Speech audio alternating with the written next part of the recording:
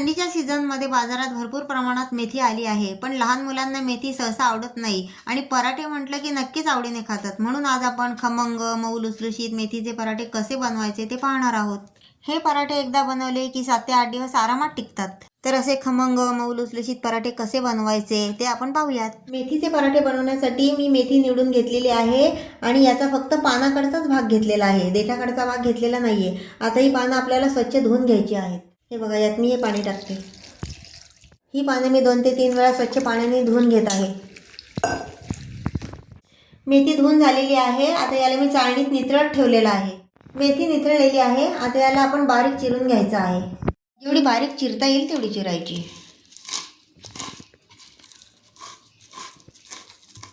अशाच प्रकारे सर्व मेथी मी बारीक चिरून घेत आहे. हे पहा, मेथीची पानं अगदी बारीक चिरून घेतलेली आहे. आता आपण पराठ्यासाठी जे लागतं ते पीठ मळून घेऊ. हे बघा, पराठे बनवण्यासाठी मी एक मोठी वाटी गव्हाचं पीठ घेतलेलं आहे. हे मी या भांड्यात काढून घेते. आता यात आपण ही बारीक चिरलेली मेथी घालू आणि ही थोडीशी कोथिंबीर आहे. कोथिंबीर घातल्यामुळे पराठ्याला स्वाद खूप छान येतो, म्हणून ही थोडी कोथिंबीर सुद्धा घालायची. आता यात आपण थोडंसं आलं, लसूण आणि मिरची हे थोडंसं कुटून घेतलेलं आहे ते घालायचं आहे. आणि हे बघा, यात हे तीळ घालते. हे थोडंसं जिरं आहे ते पण घालायचं. हा ओवा आहे तो असा हातावर घ्यायचा आणि थोडासा असा चोळायचा आणि घालायचा. हे थोडंसं हिंग आहे ते पण घालायचं. आता यात आपण मसाले घालून घेऊ. ही बघा, ही 1 चमचा हळद घातली आहे. 2 चमचे धणा पावडर घालायची. हे बघा, आणि हा 2 चमचे लाल मसाला आणि थोडासा गरम मसाला घालायचा, थोडासाच, अगदी किंचित. आता यात चवीपुरतं मीठ घालून घ्यायचं. आता यात आपण 2 चमचे दही घालून घेऊ. दही घातल्यामुळे पराठ्याचा स्वाद खूप छान लागतो आणि पराठा मऊसूत बनतो. आता यात मी हे 1 चमचा तेल घालते. आता या सर्व वस्तू मी हाताच्या साहाय्याने कालून घेते. हे पहा, अगदी जोर लावून मस्त व्यवस्थित कालून घ्यायचं. जोर लावून कालवल्यामुळे सगळा स्वाद पिठाला छान लागतो. हे पहा, सर्व जिन्नस मस्त मिक्स झालेले आहे. आता यात आपण थोडं थोडं पाणी टाकून पीठ मळून घेऊ. हे पीठ जास्त घट्ट नाही मळायचं आणि जास्त पातळही नाही मळायचं. हे बघा, आता यात आपण पाणी घालू, थोडं थोडं घालायचं आणि मळून घेऊ.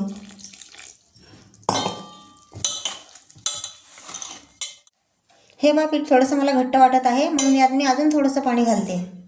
असं थोडं थोडं पाणी टाकूनच पीठ मळून घ्यायचं. असं हातावर घेते आणि टाकते.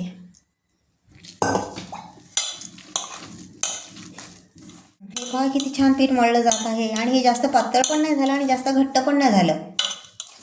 तुम्ही पाहू शकता आपलं पीठ किती छान मळून झालेलं आहे. आता याला मी 10 मिनटं असंच झाकून ठेवते.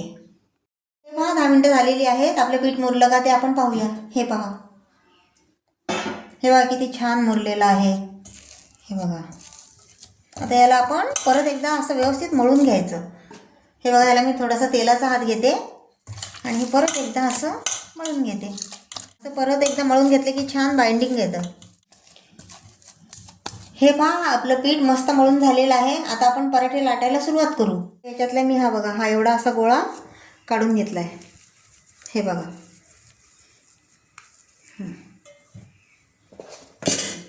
आता याला मी ह्या पिठामध्ये बुडवते.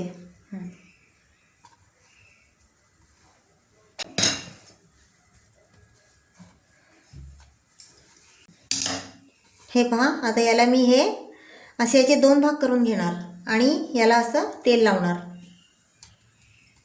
आणि याच्यावर थोडंसं पीठ भुरभुरणार आणि परत ह्याची अशी गोल लाटी करून घ्यायची.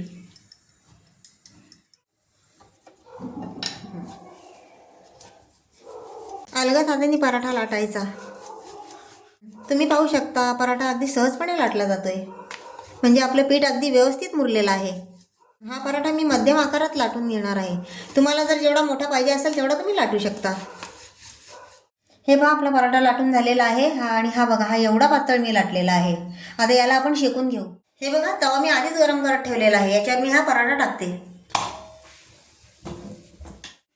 हे बघा, पराठा आता मी पलटी करून घेते. हा बघा, हा आता याच्यावर आपण थोडंसं तेल लावू. हे बघा, असं टाकायचं आणि याला हा पलटी मारून घ्यायचा. हे बघा, किती खरपूस भाजला गेला आहे. दुसऱ्या साईडने पण थोडंसं तेल लावायचं. खरपूस होईपर्यंत भाजून घ्यायचा. हे पहा, आपला पराठा एकदम मस्त शेकून झालेला आहे. आता याला मी या ताटामध्ये काढून घेते. हे पहा, हा बघा. अशाच प्रकारे बाकीचे पराठे मी बनवून घेत आहे. आता मी तुम्हाला घडीचा पराठा लाटून दाखवते. हे बघा, ही एवढी गोळी घेतली आहे पिठाची. याला आता थोडीशी लाटून घ्यायची.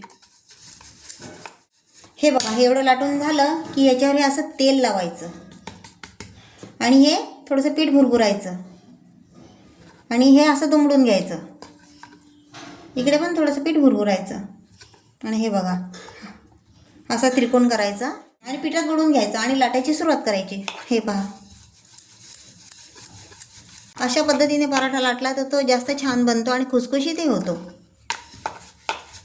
हा पहा, घडीचा पराठा हा सुद्धा आपल्याला भाजून घ्यायचा आहे आणि हा घडीचा असल्यामुळे हा फुलला आहे. हे पहा, तुम्ही पाहू शकता. तेव्हा किती छान झाला आहे पराठा. आपला पराठा भाजून झालेला आहे. आता याला सुद्धा मी काढून घेते. हे पहा, आपले मेथीचे पराठे लाटून झालेले आहेत आणि आता बाजारात मेथी भरपूर आलेली आहे. त्यामुळे सुद्धा तुम्ही हे पराठे लाटून पहा आणि हे दह्याबरोबर खाऊ शकता, सॉस बरोबर खाऊ शकता आणि तुम्ही प्रवासाला सुद्धा नेऊ शकता. आणि हे पराठे 7 ते 8 दिवस आरामात प्रवासामध्ये टिकू शकतात. ही पराठ्याची रेसिपी कशी वाटली मला कमेंट करून सांगा. व्हिडिओ आवडला तर व्हिडिओला लाईक करा, जास्तीत जास्त लोकांना शेअर करा आणि माझ्या चॅनलला नक्की सबस्क्राईब करा. भेटूया पुढच्या व्हिडिओत. धन्यवाद.